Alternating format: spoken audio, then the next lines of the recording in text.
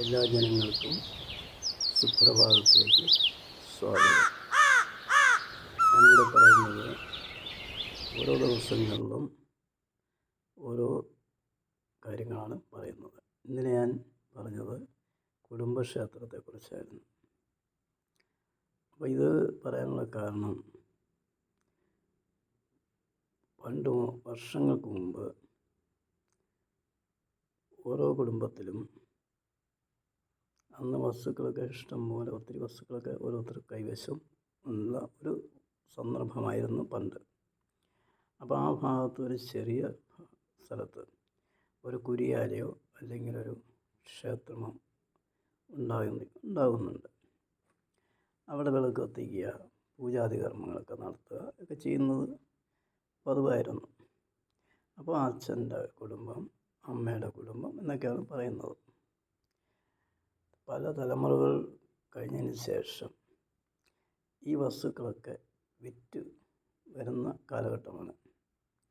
അപ്പോൾ അന്നേരം ഒരു ജ്യോത്സ്യനെയും തന്ത്രിയും കൊണ്ടുവന്ന് ഈ വിഗ്രഹങ്ങളെല്ലാം ആവാഹിച്ച് പല സ്ഥലത്തും കൊണ്ടുപോയി സമർപ്പിക്കുകയാണ്. എന്നിട്ട് ആ ശ്രീകോല് ഇടിച്ചു പൊളിച്ച് കളയുകയും ഒക്കെ ചെയ്തതിന് ശേഷം വസ്തു കൈമാറ്റം ചെയ്യുന്നുണ്ട്. അതിനുശേഷം അവിടെ പലതരത്തിലുള്ള കാര്യങ്ങളാണ് ചെയ്യുന്നത്. അപ്പോൾ അങ്ങനെ പറയുമ്പോൾ അവിടെ കുടുംബക്ഷേത്രമൊന്നും കാണുന്നില്ല. പിന്നീട് വരുന്നത് ആരുടെയൊക്കെ കയ്യിലുള്ള വസ്തുക്കളാണ് അത്.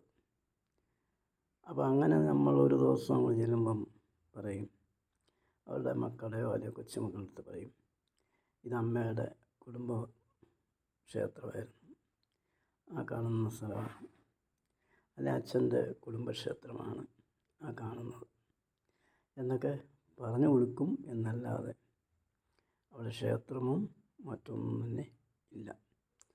അപ്പോൾ അങ്ങനെ വർഷങ്ങളോളം കഴിഞ്ഞതിന് ശേഷമാണ് ഇങ്ങനെ ഉണ്ടാകുന്നത്. അപ്പോൾ എല്ലാം നശിച്ച് വരികയാണ്. അപ്പോൾ പിന്നെ കുടുംബക്ഷേത്രം എന്ന് പറയാൻ സാധിക്കുകയില്ല. അതുകൊണ്ട് നമ്മൾ എവിടെയാണ് ജനിക്കുന്നത് ആ പരിസരത്തുള്ള ക്ഷേത്രമാണ് കുടുംബക്ഷേത്രം.